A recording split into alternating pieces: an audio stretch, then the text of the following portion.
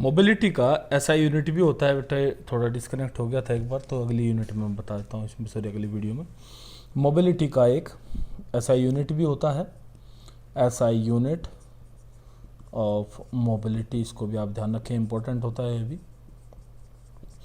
तो ऐसा यूनिट जो होती है मोबिलिटी की, होती है meter square upon volt second. Clear है बेटा बात, इसको आप ध्यान करें।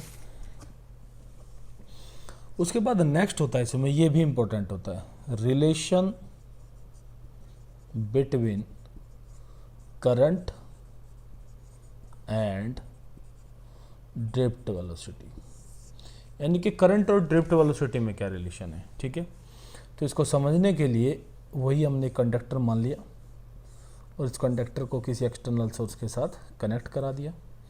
इसका लेंथ जो है वो मैंने माना L है और एरिया ऑफ क्रॉस सेक्शन बेटा मान लिया A है। तो आप जानते हैं कि स्थिति ये हो चुकी है कि जितने भी चार्ज कैरियर हैं हमारे, ठीक है, वो मोबाइल करेंगे और आपके इस तरीके से पॉजिटिव टर्मिनल की तरफ को मूव करेंगे। ठीक है, तो इन रिलेशन को थोड़ा सा बेटा आप लोग को याद भी करना होता है। तो सबसे पहले अगर मुझे I चाहिए तो I हमने क्या पढ़ा है बेटा, नॉर्मली Q/T होता है। ठीक है, तो एक साथ देखो सारा चार्ज निकालना पॉसिबल नहीं होता कंडक्टर में, क्योंकि दुनिया भर के इलेक्ट्रॉन होते हैं। ठीक है, तो इसके लिए क्या तरीका होता है कि हमने मान लिया कि लेट, ठीक है, number of electrons per unit volume, मैंने माना कि कितने बेटा आपके, मान लिया n है। ठीक है, पर यूनिट वॉल्यूम, यानी कि इसमें से छोटे से वॉल्यूम में जो इलेक्ट्रॉन्स हैं वो कितने हैं बेटा, मान लिया स्मॉल n। ठीक है, तो इस छोटे से वॉल्यूम में अगर मैं चार्ज की बात करूं, ठीक है, तो चार्ज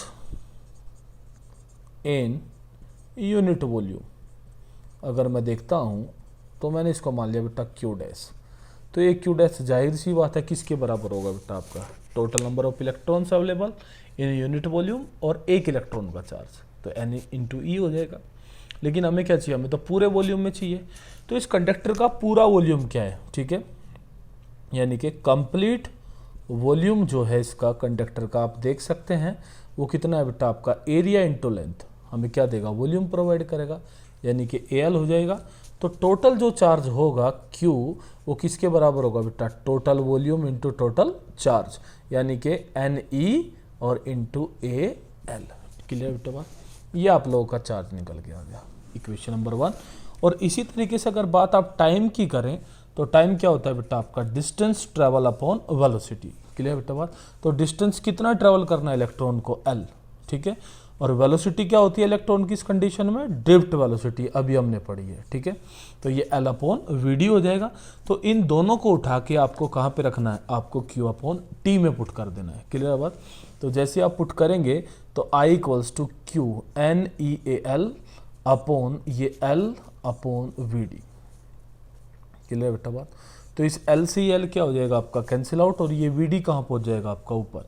तो आप देखेंगे कि जो I है हमारा वो किसके बराबर आ गया बेटा, आपका NEA VD के बराबर।